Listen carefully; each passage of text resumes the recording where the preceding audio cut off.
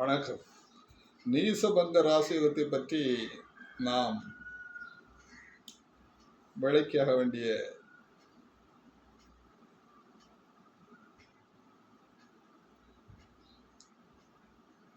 சூழலில் இருக்கின்றோம்.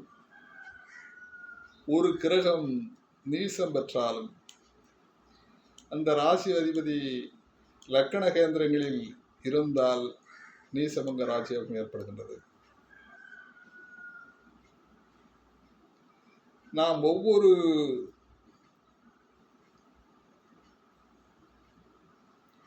ராசியாகவோ ஒவ்வொரு நீசக்கிரகங்களை நாம் இங்கே ஒப்பிட்டு பார்க்க வேண்டிய இருக்கின்றது. மேசத்திலே சனி நீசம் பெற்று இருக்கின்றார். அங்கே செவ்வாய் ஆட்சி பெற்றிருந்தால் அங்கே நீசபங்க ராஜயோகம் ஏற்படுகின்றது, நீச பங்கம் ஏற்படுகின்றது. விருச்சியத்தில் ஆட்சி பெற்றிருந்தாலும் மேசத்தில் இருக்கின்ற சனி நீசபங்கம் பெறுகின்றார். அதே போன்று மகரத்திலே செவ்வாய் உச்சம் பெறுகின்ற பொழுது இந்த சனி பரிவர்த்தனையாகி நீசபங்கம் பெறுகின்றார்.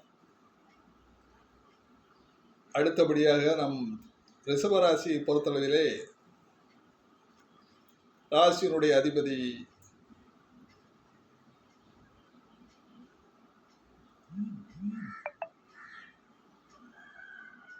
ரிஷபராசியிலே சுக்கிரன் ஆட்சி பெறுவார். அங்கே சந்திரன் உச்சம் பெறுவார்.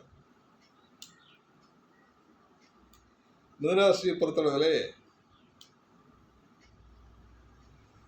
மிதுனராசியினுடைய அதிபதி மீனத்திலே புதன் நீசம் பெறுகிறார். அந்த நீசம் பெறுகின்ற பொழுது அங்கே குரு உடன் இருந்தால் அங்கே நீச பங்கம் பெறுகிறார். அதே போன்று கடகத்திலே குரு உச்சம் பெற்றாலும் புதன் அங்கே நீசபங்கம் பெறுகிறார். தனுசிலே ஆட்சி பெற்றாலும் புதன் அங்கே நீசபங்கம் பெறுகிறார் என்றுதான் விளக்கம் அளிக்கப்பட்டிருக்கின்றது. சந்திரனை பொறுத்தமட்டிலே சந்திரன் கடகராசியினுடைய அதிபதி சந்திரன் விருச்சிகத்திலே நீசம் பெறுகின்றார். நீசம் பெறுகின்ற பொழுது செவ்வாய் ஆட்சி பெற்றுவிட்டால் அங்கே நீசபங்கம் பெறுகிறார். இந்த விருச்சிக லக்கணத்தினுடைய அதிபதி கடக லக்கணத்திலே நீசம் பெறுகின்றார்.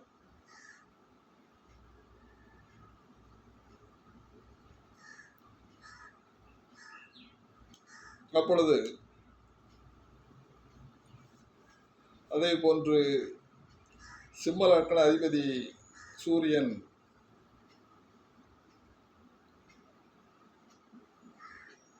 துலாத்திலே நீசம் வருகின்ற பொழுது அங்கே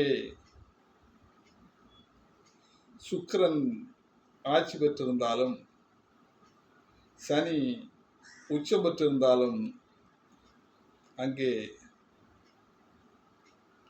சூரியன் நீசபங்கம் பெறுகிறார். கன்னி ராசியில் பொறுத்தளவில் அந்த வீட்டிலே சுக்கிரன் நீசம் அடைந்து விடுகிறார்.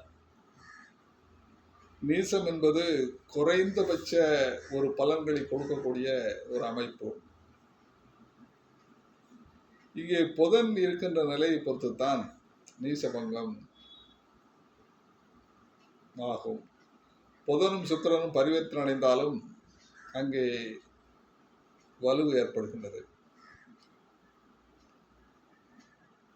இங்கே துலாம் ராசியை பொறுத்தளவில் நாம் சுக்கிரனை குறிப்பிட்டோம். அங்கே சனி பகவான் உச்ச நிலையில் இருப்பார். உச்ச நிலையில் இருந்தாலே அங்கே சுக்கிரன் பலம் பெற்று விடுவார்.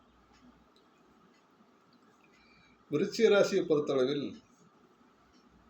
அங்கே சந்திரன் நீசமடைகிறார். நாம் கடகராசியை நாம் சொல்லுகின்ற பொழுது, கடக லக்கணத்தை சொல்லுகின்ற பொழுது, கடக லக்கணத்தில் செவ்வாய் நீசம் பெறுகின்ற பொழுது அங்கே சந்திரன் ஆட்சி பெற்றிருந்தால் அங்கு நீசபங்கம் பெறுவார். அல்லது பரிவர்த்தனை பெற்றிருந்தாலும் கூட அந்த பலனை அடைவார் என்றுதான் கூறியிருக்கின்றார்கள். அந்த அடிப்படையில் தனுசு ராசியில் இருக்கின்ற அது குருவனுடைய மூலத்திரிகோண விழா கருதப்படுகின்றது. தனுசு ராசி அதிபதி குரு மகர ராசியிலே நீசம் பெறுவார். குரு மகரத்திலே நீசம் பெறுகின்ற பொழுது அந்த மகர ராசியினுடைய அதிபதி சனி உடன் இருந்தால் நீசபங்கமாகிறது.